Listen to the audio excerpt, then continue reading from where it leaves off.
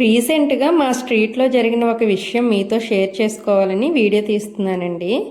ఆ రోజు ఒక ప్రేమ జంట ఇంట్లో నుండి వెళ్ళిపోయి పెళ్లి చేసుకోవాలని అనుకున్నారు.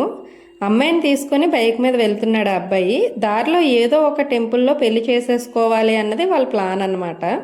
అలా వెళ్ళిపోతూ ఉండగా లక్కీలీ అమ్మాయి వాళ్ళ ఫాదరు వాళ్ళకి ఎదురుపడ్డాడండి. దెబ్బకి బైక్ రిటర్న్ చేసి మా స్ట్రీట్కి వచ్చేసాడు. మా స్ట్రీట్ చివరి వరకు వెళ్ళాడు. మా స్ట్రీటే ఊరికి చివరిగా ఉంటుంది. ఇంకా ఈ వీధి దాటితే అన్ని వరి పొలాలే ఉంటాయండి. ఇంకా బైక్ వెళ్ళే దారి లేక వాళ్ళు ఆగిపోయారు. ఈలోగా వాళ్ళ ఫాదర్ వాళ్ళని రీచ్ అయిపోయారు అనమాట.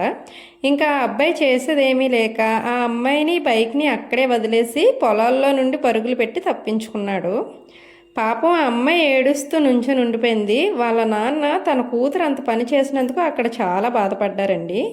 అక్కడ ఉన్న వాళ్ళంతా బాబు పిల్ల తెలియక ఏదో తప్పు చేసింది, తనని ఏమీ అనకండి అని అంటే, దాంతో ఆ తండ్రి అల్లారు ముద్దుగా పెంచుకున్న నా కూతుర్ని నేనేమంటానమ్మా అంటూ తన కూతుర్ని దగ్గరికి తీసుకొని ఆయనతో పాటు ఇంటికి తీసుకొని వెళ్ళిపోయారు.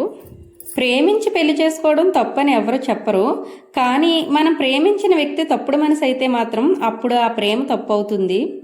ముఖ్యంగా ఆడపిల్లలు, మీరు ప్రేమించే ముందు మీ తల్లిదండ్రుల గురించి ఆలోచించినా ఆలోచించకపోయినా మీరు ఎంపిక చేసుకున్న వ్యక్తి ఎలాంటివాడు అని తెలుసుకోవాల్సిన బాధ్యత మాత్రం మీ మీదే ఉంది. చిన్న కష్టం వస్తేనే చెయ్యి వదిలేసి వెళ్ళిపోయిన మనిషిని నమ్మి జీవితం మొత్తం బ్రతికేద్దాం అనుకుని వాడితో వెళ్ళిపోవడానికి సిద్ధపడింది ఆ పిల్ల. తన కూతురు తప్పు చేసినా సరే చేయి పట్టుకొని ఇంటికి తీసుకువెళ్ళిన తండ్రి ప్రేమ ముందు ఆ అమ్మాయి ప్రేమ ఓడిపోయింది. ఏ ఆడపిల్ల అయినా సరే గుర్తుపెట్టుకోవాల్సిన విషయం ఏంటంటే, ప్రేమించే కంటే ముందు మీ భవిష్యత్తు గురించి ఆలోచించండి. మీరు మంచిగా చదువుకొని మంచి స్థాయిలో స్థిరపడినప్పుడు మీరు ఎలాంటి అబ్బాయిని తీసుకుని వెళ్ళి మీ నాన్న ముందు నిలబెట్టినా ఆయన మారు మాట్లాడకుండా మీ పెళ్లి జరిపిస్తారు. ఎందుకంటే ఆయనకి మీ మీద ఉన్న నమ్మకం అలాంటిది. ఇంత సాధించిన నా కూతురు తప్పు చేయదు అని ఆయనకు బాగా తెలుసు. ఆ రోజున కులం కానీ మతం కానీ రంగు కానీ రూపం కానీ ఏవీ మీ ప్రేమకు అడ్డురావు. అంతే తప్ప చదువుకోవలసిన వయసులో పిచ్చివేషాలు వేసి ఆ తర్వాత జీవితాలు పాడు చేసుకొని మీతో పాటు మిమ్మల్ని కన్న వాళ్ళని మీకు పుట్టిన వాళ్ళని బాధ పెట్టకండి.